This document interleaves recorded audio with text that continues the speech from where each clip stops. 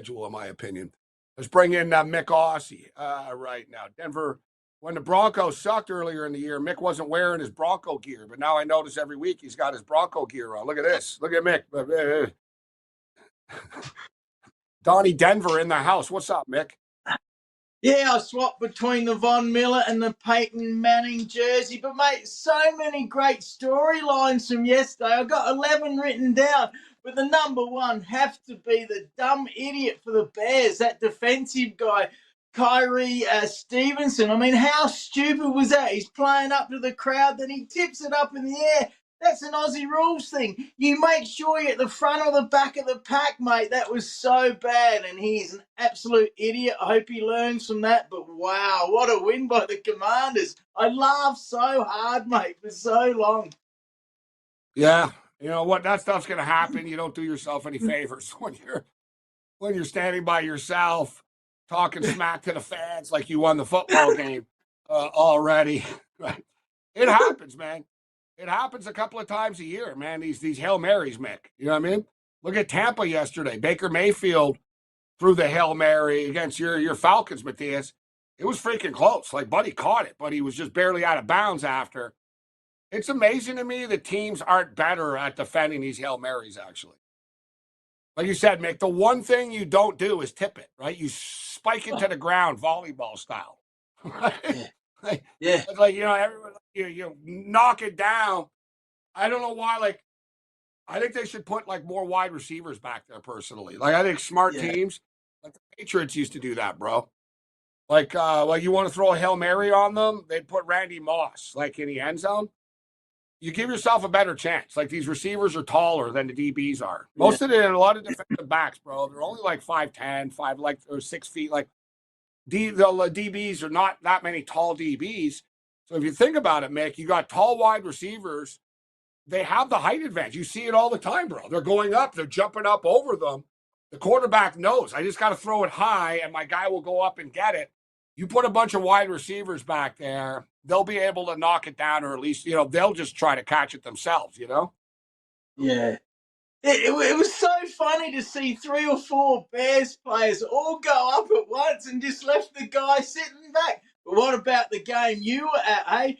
When Hall and Reed for the Seahawks got into it after roughing the passer of Josh Allen. So they're having a good old argument / push and bit of a fight on the sideline. Seahawks are a mess, mate. Good win by your boys. I'm glad you had a good time at that stadium. I went there years ago. It is loud and it's a lot of fun, as you know. It really is loud somehow, huh? Yeah. I was flipped out. I was surprised. Like, the thing is, you know, I'd like to be there when it's, you know, for a Seahawk game. It was almost like a Bills game. The Bills fans were so loud. But I noticed that too. Like, like the roar in there, it really, really resonates. But super cool stadium. Like, it really is. Like, it's, you know what I mean? Like, right downtown, easy to get in and out of. It's not like this big, you know what I mean? Some stadiums, Mick, man, it's like going in and out of an airport. You know what I'm saying? Like this, you know, like they had like this like grass field. Like, I was surprised. Like, people were just smoking weed in the stadium and stuff. Like, they had like a band playing. Like, you know, I know. I went in the stadium, and then like sort of outside, it's like really, it's big, this big complex, but they had like a band set up in this grass like area inside the stadium, but outside type. Once you were in the gates, I saw a bunch of people like partying over there, and I was like, wow, this place is like rocking.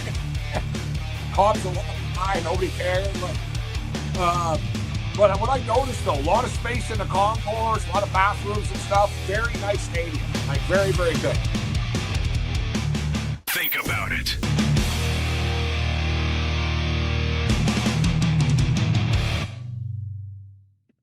Mookie Betts is on first base. Damn, it was a walk, wasn't it? I needed another single. Yeah, it was a walk for Mookie Betts. Yeah, you know, I don't think we're going to hit that one. You know, you can't win every prop, but Dodgers up 4-0 right now. Freeman's had ankle issues, of course, and he just smoked a foul ball off his foot, actually, too. It looked pretty painful, but he's been toughing this thing up right now. So they're up 4-0, looking for more. and the pressure's really starting to build. I told you guys too. You see, they're kind of breaking the will of Yankee fan, like they did Met fan. Like Yankee fans look really frustrated and dejected in the stadium right now. That's what the Dodgers did to the Mets as well. And speaking of dejected, New York Giant bettors such as myself are feeling pretty dejected, but really can't blame them. We got to blame ourselves for taking a leap of faith on such a bad team. Mick, this team can't score points, bro. They just can't score. And I know you love watching Russell Wilson win for the Pittsburgh Steelers, and the Denver Broncos are paying for it.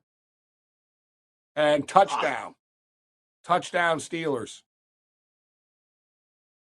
This game's a blowout now. Like we're in trouble. Touchdown Pittsburgh Steelers now up 22-9 extra point pending.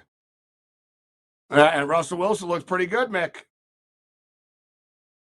I don't like either team. I don't like the Giants either. I like the Jets better, but aren't they a mess? What a disgrace the Jets are. Why do they sack their coach? Their defense is terrible right now. What a mess. Absolutely. I picked the Patriots to cover, but I didn't think they were going to win. They're a mess. That whole division, mate, you're going to romp it in. The Bills are going to romp in that division. Miami's no good. Tua's back, but they're no good either, mate. And they're no good up in the cold either, so you'll destroy them this week, I reckon. I can't believe that Calvin Austin was the one that scored the touchdown again. Like, another touchdown for Calvin Austin. Wow. 2 touchdowns for Calvin Austin tonight. The punt return, and now he just caught a pass from Russell Wilson. 23-9 Pittsburgh now. So we're down 14. And there's 13-15 left in the football game. In-game total's 39.5 right now. We're screwed. Like, we could hit the teaser if the Giants could, like, score anything, right? But they're not going to try to kick a field goal anymore because they need 2 touchdowns. So it's touchdown or bust for us, and probably bust because this offense is a bust, and they're terrible. Mick Rossi so, Mick, Mick, your Broncos, nice win. You know, you're beating the teams you're supposed to win. Now the schedule gets a little bit tougher now. For the Denver Broncos. You get the Baltimore Ravens come off a loss. The Ravens are 9-point favorites, Mick, in this game.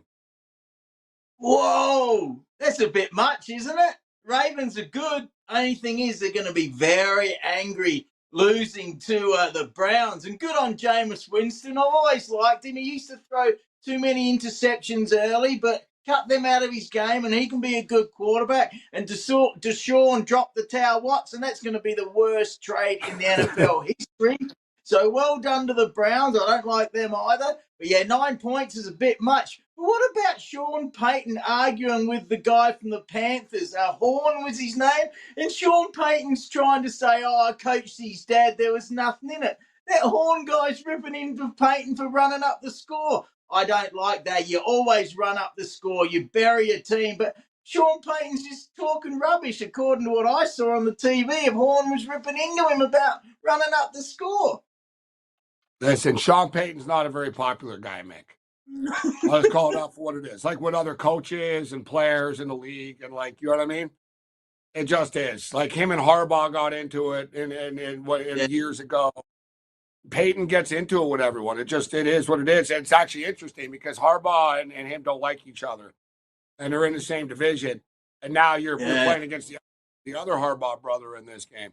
Well, let me ask you, Nick. We got CFL. We'll get you out here in a couple of minutes. But CFL playoffs are here finally.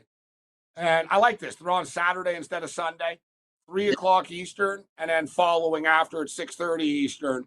For the CFL playoffs. The Ottawa Red Blacks are 6-point underdogs at Toronto. The total is 52 in that football game. And then the BC Lions, Mick, are taking on the Rough Riders in Saskatchewan. The Rough Riders are 3.5-point favorites. The total is 51 there. And the total is 52 in Toronto. I'm going to look it up right now, actually. Let's see what the weather is in Regina this week. Regina weather. Yeah, it's not too bad. I looked it up. It's 4 degrees Celsius and cloudy. So not a bit cold, but not too bad. Yeah. No snow apparently. For CFL playoff weather, this is pretty balmy, Mick. Yeah. 41 degrees /5 degrees. A little bit 11-mile-hour wind, which is 18 kilometer an hour. So, yeah, weather really not a factor there. Let's check in and see what the Toronto weather is later in the week. At least projected to be. Ironic, Mick. Colder in Toronto. Who would have figured? Wow. Who would have figured? 12 degrees. Actually, no, so it's not. But, the thing is, it's raining and stuff. So it's sort of windy and rainy in Toronto. And you've been to that stadium in Toronto, right, Mick? The football stadium? No, not the new one. I haven't. I've been to the Skydome, of course, but no, not the new one. But I was nearly going to drive to Regina this Saturday. I just bought a new vehicle and thought about going for the drive. But the trouble is, driving back Sunday, I'm going to miss all the NFL, so I can't do that. But I thought about going, actually. Look, I have tickets to the Grey Cup.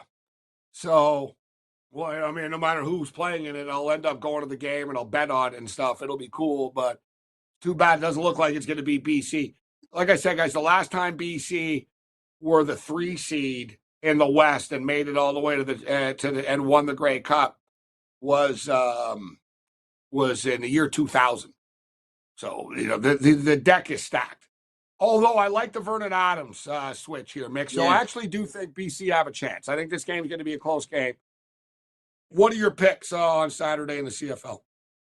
Well, I'm very impressed with what the Red Blacks did this year. I like Dominic Masoli if he starts, but I think the Argos will be too good with Chad Kelly and Dakeem Carey, the running back formerly from the Stampeders. So I'll take Argos to win and probably cover. Now, the game in Regina, I think Riders will win, but I reckon that BC have a good chance if Vernon Adams can get it out to those star wide receivers. But they got belted there a couple of weeks ago, as you know, 39-8. They're 3-point underdogs. Let's hope BC can keep it close, and I'd love for them to get a win over those watermelon heads. Would be fantastic. I think they will. I'm going to call it. I think BC will win the game. I think they'll beat the Rough Riders, but I don't know if beating the Winnipeg Blue Bombers will be harder the following week, man. Yeah. In Winnipeg. Hard place to win. And I imagine it probably will be colder in a couple of weeks in Winnipeg. Yeah, well, let's hope Vernon Adams can get that team going. But the Riders, their defense is pretty good. So at Saskatchewan, in Regina, it's going to be tough. But at least it's not going to be really snowy and cold. So that gives BC even more of a chance. Let's hope so, mate, because I like the BC Lions, as you know. And Mick, what the hell's going on with the Edmonton Oilers? They lost tonight to the Columbus Blue Jackets, bro. 6-1. Oh, yeah. And McDavid got injured in the first 40 seconds. I don't think it's serious, but I was just listening to that. So they're not going too well. They got to just below 500. I think they're about 4-6 or something now, but terrible start, mate. All right, so the Giants just threw a bomb to Malik Neighbors. I thought he should have caught it. He was unable to hang on to it. And they're in trouble. They need a touchdown. One thing we'll say, this is going to be 4-down territory. So, Mick, Denver +9, you're going to beat the early card. You like getting those 9 points, huh? Yeah, I think so. Only thing is Ravens are going to be very angry for losing to the Browns. But, mate, we're doing all right. But, hey, we haven't beaten too many good teams. We've been playing terrible backup quarterbacks. So let's hope so anyway. But I'm still not really confident. We'll never stop giving you sports gaming strategies and information whenever you want it. We're kind of nutty about it, actually. This is the SportsGrid Radio Network. The new SportsGrid